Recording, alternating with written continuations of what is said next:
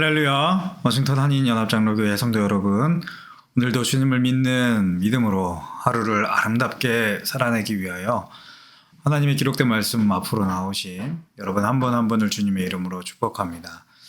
오늘은 이사야 53장 1절에서 6절까지 말씀으로 참된 아름다움의 회복이라는 제목으로 말씀을 전하고자 합니다. 오늘 우리가 살펴보고 있는 본문 말씀을 기록한 선지자 이사야라고 하는 선지자는 구약 성경에서 매우 중요한 인물 중에 하나입니다. 왜냐하면 이 이사야 선지자는 이 패러다임을 변화시킨 그런 선지자였기 때문입니다.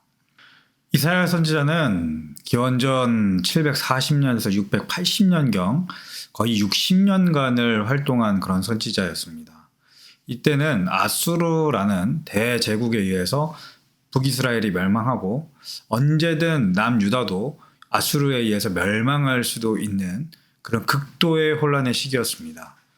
이사야 선지자와 더불어 동시대를 살았던 아모스, 호세아 선지자들을 기점으로 선지자들의 이 결이 확 바뀌게 됩니다. 이사야 선지자 이전의 선지자로서 가장 유명한 선지자는 바로 엘리야 혹은 엘리사 선지자일 것입니다. 이 두 선지자로 대표되는 1세대 선지자들의 이 특징이 있습니다.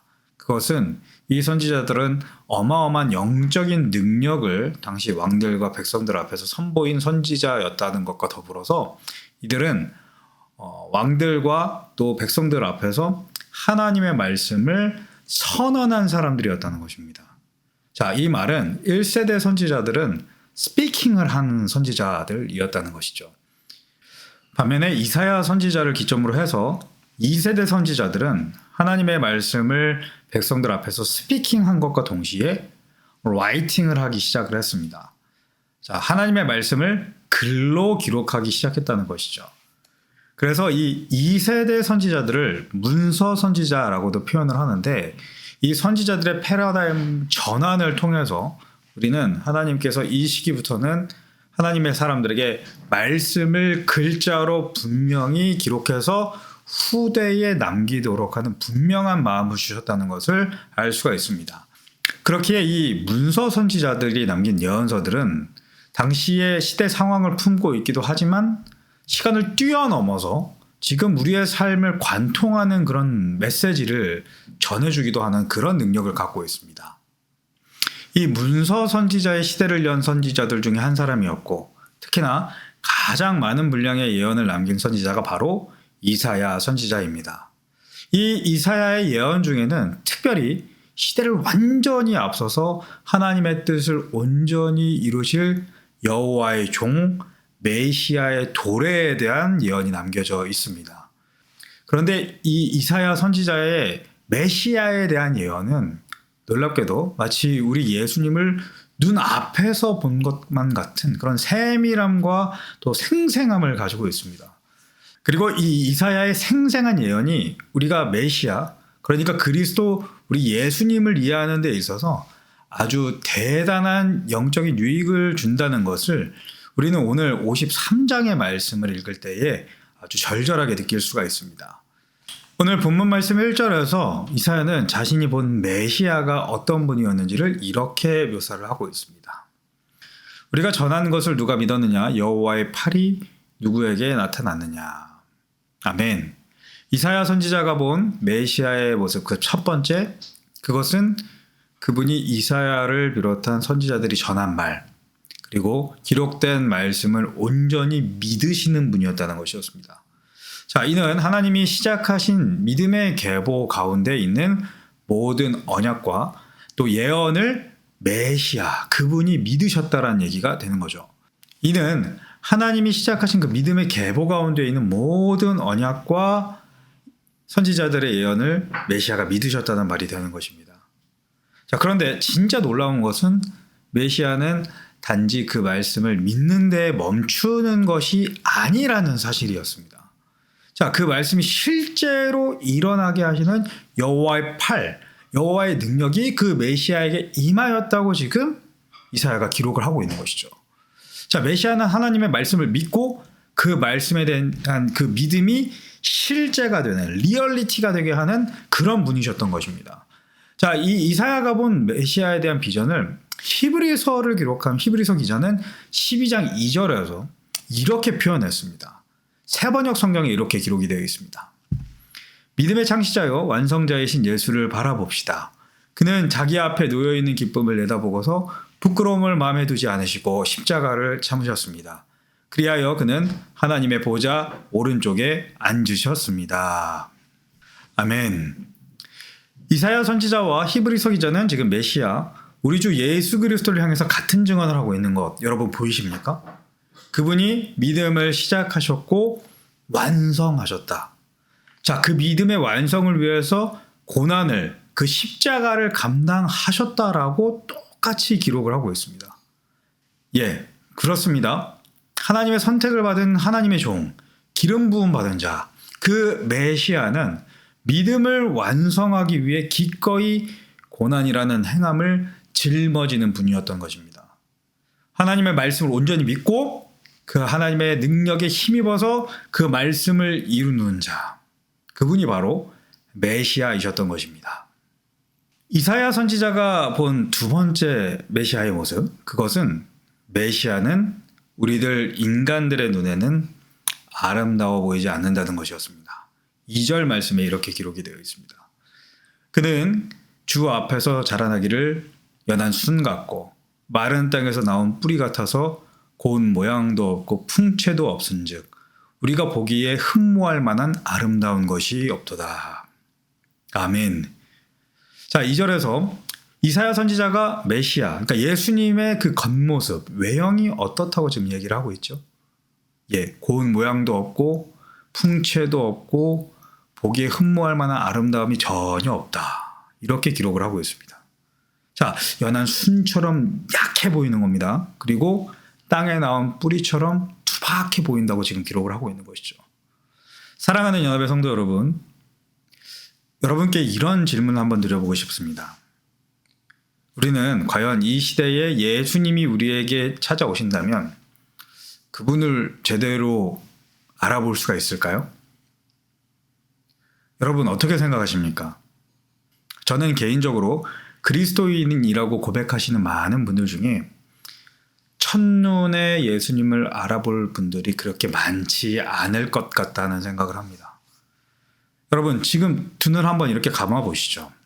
그리고 예수님의 모습을 한번 상상을 해보시는 겁니다. 여러분이 지금 떠올리신 예수님의 모습이 어떠하신가요? 혹시 매우 훤칠하고 멀끔하고 잘생기고 매력적이기까지 한 그런 미남자의 모습은 아닙니까? 예, 그렇습니다. 우리는 무의식적으로 예수님을 그렇게 정형화시키고 있습니다. 자, 이런 선입견을 무의식적으로 갖고 있는 우리가 예수님이 이 시대에 오신다면 그분을 제대로 알아볼 수가 있을까요? 예, 이 질문 정말로 두렵고 떨리는 질문인 것입니다. 이 2절 말씀을 통해서 우리는 우리의 현재 상황이 어떤 것인지를 알게 됩니다. 하나님과의 관계가 끊어진 인간은 진리를 알 수 있는 능력, 진이라고 얘기할 수 있겠죠.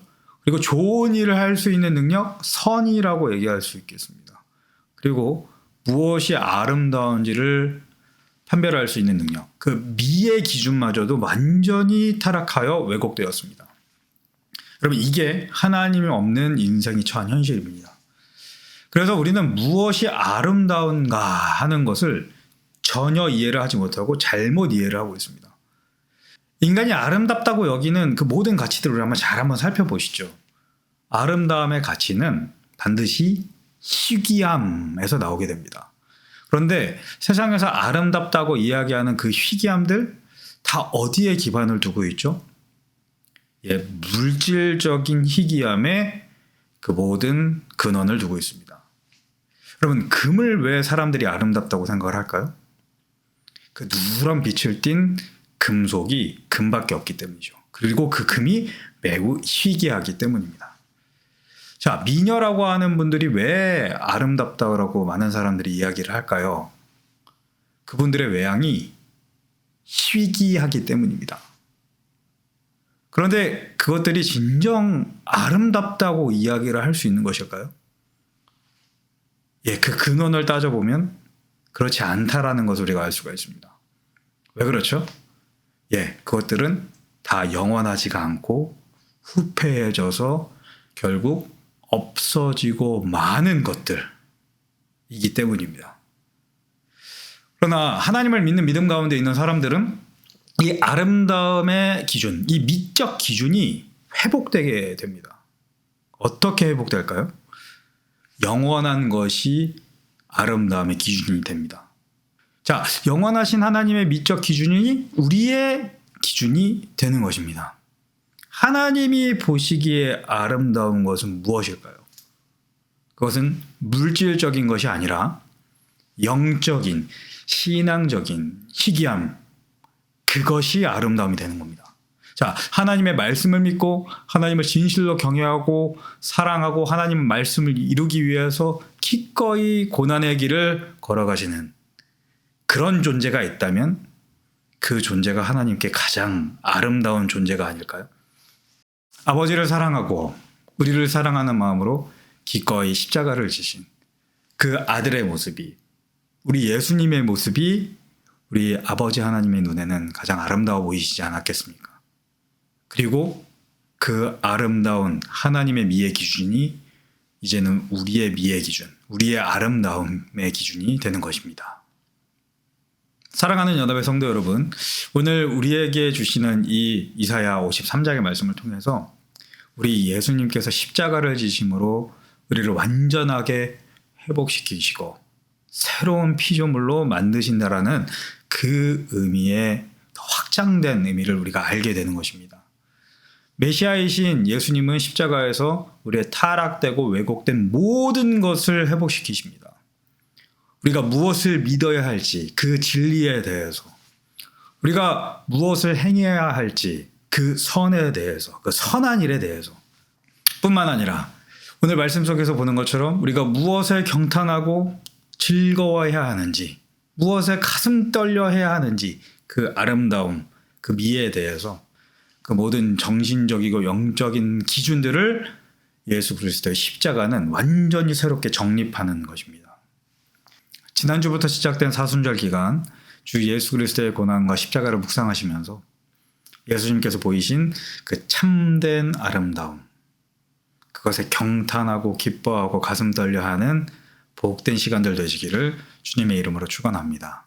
기도하겠습니다. 하나님 아버지 감사합니다.